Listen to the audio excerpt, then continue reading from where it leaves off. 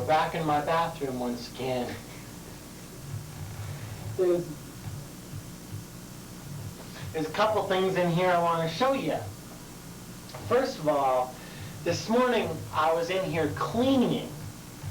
Now you maybe think that most TV stars have maids that do that for them, but no, I've made a point of not letting success go to my head. So yes, I do my own cleaning. And I was in here, and I was noticing that the bathroom sink here seemed to be running like a little slow. So I lifted up the drain here to see what was wrong. Well, look how nice and clean it is now. Believe me, it was not this nice and clean this morning. And this is the point I want to make. I couldn't remember the last time I had cleaned this. When was the last time you cleaned yours? Now, yeah, I'm not going to go into how gross it was or how bad it needed to be cleaned, but believe me, it needed to be cleaned. So when my show is over today, I dare you to go into your bathroom and lift up the drain and see how it looks. I dare you. All right. There's something in here that I've made a point of not showing you, because I was just a little uncomfortable talking about it. But you're probably wondering what all this is. Well, this is what I've been hiding from you. I'm not talking about those those rust toilet bowl stains. I'm talking about this collage I have here on my wall. Now maybe some of you are guessing, but what this is all my fan letters that I've gotten. Every piece of fan mail that I've received since I started to do this show 2 years ago, it's here. And I'm thrilled every time I get a piece of fan mail, because I don't get that much. This is 2 years worth here, which is not that much. But so when I get a piece of fan mail, I display it like a trophy. And also, most of my friends don't like my show, and they make fun of my show. And this way, every time they use my bathroom, I kind of rub their nose in the fact that some people do like my show. So I'm very proud of each of the letters here. Let's see. Well, all right. I got one mean fan letter, one negative. All right, let's call a spade a spade. It was vicious. There's one vicious fan letter here, and all the others are positive. All the others are they like me and like my show, so I can handle the one negative one. And then the negative one, I didn't throw it away. It's up here with the rest of them. We're not gonna make a point of singling out like individual letters today, because that's embarrassing for people, and I don't want to get anyone in trouble, the people that wrote the letters. So we're not going to single out too many individual letters. Let's see, there's probably like 2 fan letters here that are lewd. Well, all right, let's call a spade again. Obscene, pornographic. And they're both written by the same person. You know who you are. Let's see, and there's another couple that are maybe like borderline lewd. But most of my letters, my fans, people, just last week someone who watched my show said, "Oh, you must hear from a lot of kooks." And I don't. These are very legitimate, intelligent people. I don't know what they're doing writing to me, but how many do I get? Well, it'd be nice if I could say I get 1 letter a week, but it's not quite 1 a week. Maybe it's 3 a month, 2 a month. It's almost one a week. You know, some weeks I get 2, and then I go 3 weeks and I don't get any. And you may remember on another episode I showed you my playbills. I used to have my playbills from all the plays that I'd seen on this wall. And then I got the idea of putting my fan letters on this wall, and it was getting to be like too much because this bathroom is so little. So what I did, I took down the playbills, and after I had all the fan letters up, it was like, who wants to look at those playbills? And I was like so mesmerized by this, what is this called? Whatever, I can't think of the word, but this, it's like a shrine to myself. And let me see, oh, I know a funny story. One of the letters wasn't attached to the wall very good, and it fell down, and it fell into the toilet. And the ink washed off, so that you could just faintly see the handwriting. Well, as you know, each of these letters are so precious to me, so I took a marker and traced over the handwriting of the individual. So if you ever come here and see my letters, and if the handwriting looks a little suspicious, like I wrote it myself, well, I kind of did, but I embellished the letter a little as I was writing it. And another one, which is underneath here, the sun faded it so much so you could barely read it. So that one, once again, I had to go over it with a marker. And when I started to put this display on the wall, it covered just a little bit more than half the wall. And I was anxious, you know, each letter was so exciting to get because I was anxious to cover the entire wall.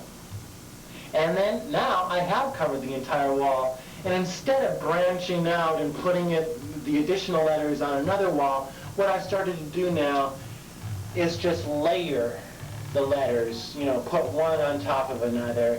And because the truth is, I get tired of looking at the same letters all the time anyway. And this way I put new letters over the old letters, and then they look. Then I don't want to take up any more wall space, because hopefully someday if I kept covering wall space, I'd have my whole apartment covered. Maybe someday, we'll see.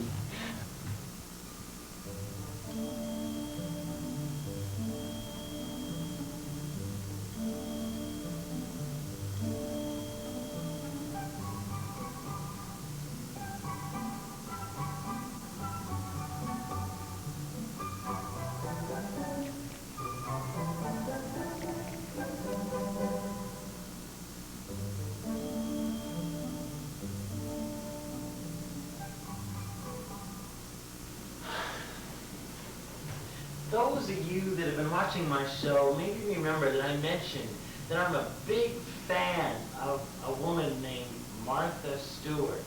Most of you have probably heard of her, but for those of you that haven't, she's becoming very famous for her books on cooking, gardening, entertaining, and crafts. And she enjoys a lot of the things that I enjoy. So I'm a big fan of Martha Stewart. And like I said, she's becoming more and more popular all the time. Now she's coming out with her own magazine. And since I'm on her mailing list, I received some letters in the mail inviting me to subscribe. One of the letters, I remember, it said, "Dear friend, I have designed this magazine with you in mind. Women who enjoy taking pride in their homes." Well, I just kind of did my Marge Simpson impersonation, and then just didn't give it any more thought. Then I even threw that letter away. Then I received a second letter. And this one, "Dear friend," blah, blah, blah, blah, blah.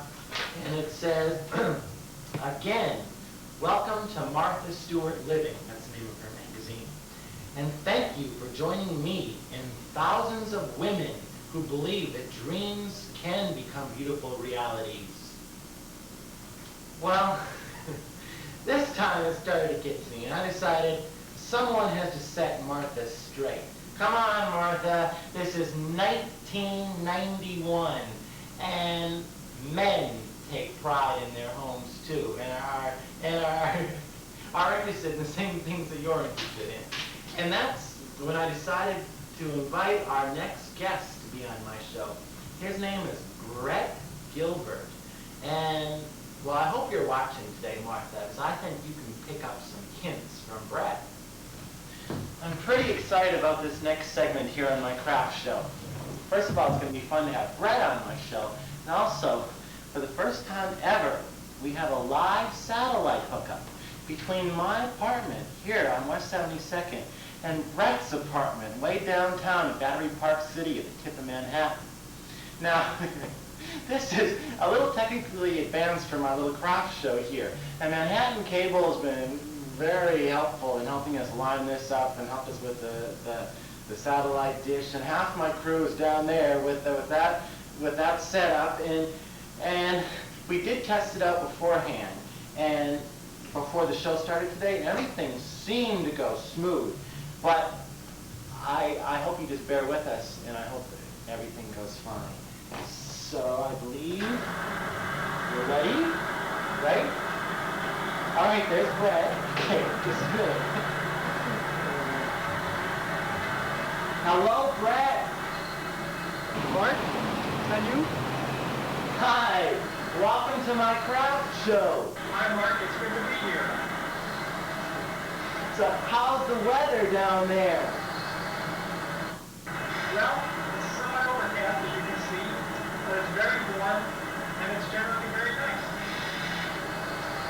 It looks like you have quite a view from up there. Yes, we're on the 22nd floor. You can see the World Trade Center, the Empire State Building, and the Hudson River. There's so much noise out on that terrace. Quite right. I believe we have a camera crew down on the corner. If you turn around and look, I believe you can see them and you can wave and we can see in perspective exactly where you are. Oh, yes. Oh, I can see them. Right down there.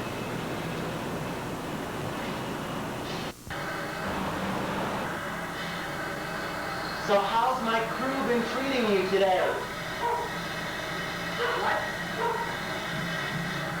I said, how's my crew been treating you today? Yeah. Oh, yes. Oh, they're very fine. They've been fine. They brought their own donuts.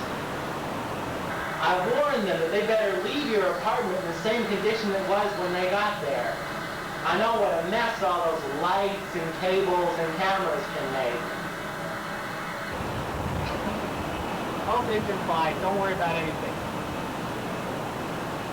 Have you ever been on TV before? Well, just one time. Oprah was here last week. That was the only time. I sure do appreciate you showing us around. So without further ado, why don't you get started? Okay, it's my pleasure. Why don't we go over into the dining room?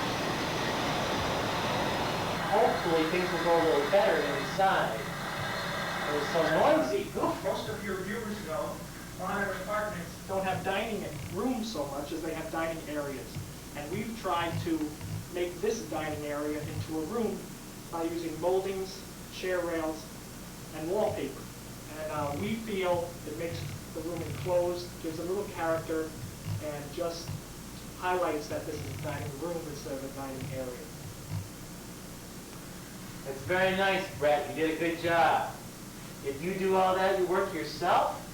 Yes, I have a apartment mate named Glenn. He and I did this all by ourselves. Quite easy. There's no more mess or pasting or any kind of fuss when you do wallpaper nowadays. It's all pre-pasted, ready to go. All you have to get is a trough like this, fill it with water, get your wallpaper, roll it inside out, dip it in the trough, let it wait 3 minutes, and you're ready to go. No paste, no mess, nothing. It's just very, very simple to wallpaper nowadays. Since the living room is connected to the dining room, we wanted to show that the rooms are connected. We have matching borders in the living room, and also matching drapes that pick up the same colors. And also in the living room is a corner I'm particularly proud of. We have a nice piece of furniture here, 200-year-old lowboy. Was owned by a doctor in Glens Falls, New York. It's been in his family for 200 years, and we bought it from the estate. It's a very nice piece of furniture that I'm particularly proud of. We have a painting over here from an English watercolorist. Where do you get those? From the turn of the century. Brett? Very, Brett? Your piece fell out. very, excuse me. Mark, are you still there? Mark, are you still there? Yeah. Hi, Brett. Where did you get those paintings? Did you get them like at auctions? You can't get them at auctions. These two we got at antiques shows. This one in Morristown, New Jersey. And this one, I think up in Connecticut somewhere. Well, I forget offhand. Why doesn't your cameraman peek into the bathroom there? It's a small bathroom, but we managed to coordinate the wallpaper and the shower curtain. And in a small bathroom like that, I think dark colors really make it a cozy little room. And it's a nice little bathroom. Finally, Mark, why don't we end the tour in the bedroom, which is a little bit different, and I could show you what we've done in there. Come on in. Well, careful of the cables. I'll be careful, don't worry. You're so responsible. In this room, we wanted to give it a more casual and less formal feeling than the other rooms in the house. So we used a paper border instead of a chair rail, and some crown molding in a more vibrant color than out in the living room. Your apartment is so nice, but I hear you're going to move. Yes. This place has gotten a little bit crowded for us, and we're in the process of moving into newer and bigger quarters. And it's not finished yet. It's a new building across the street. Well, maybe after you move there and get all settled, my craft show can come and visit you there, too. Oh, that would be a pleasure. That would be an absolute pleasure. Well, I think we're going to have to say goodbye, Mark. Why don't I get Rocky here? 13-year-old cat, say goodbye to you and your viewers. She looks like she must be like a lot of fun. Well, thanks a lot for being on today, Brett. Oh, how did being on my craft show compare with being on Oprah's show? Oh, your show was much better than Oprah's. Her flu wasn't nearly as good. All right, well, thanks a lot, and we'll see you. Bye, Mark.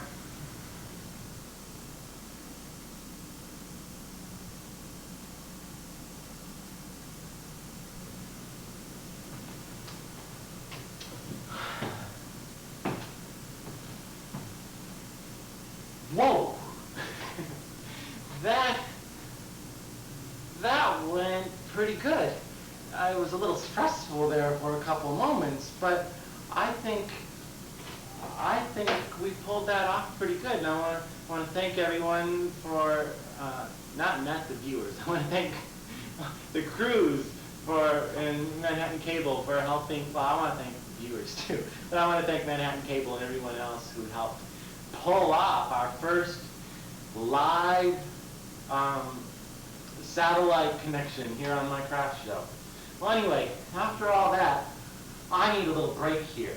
So while I'm taking my break, I want to share with you a pre-recorded segment featuring a friend of mine named George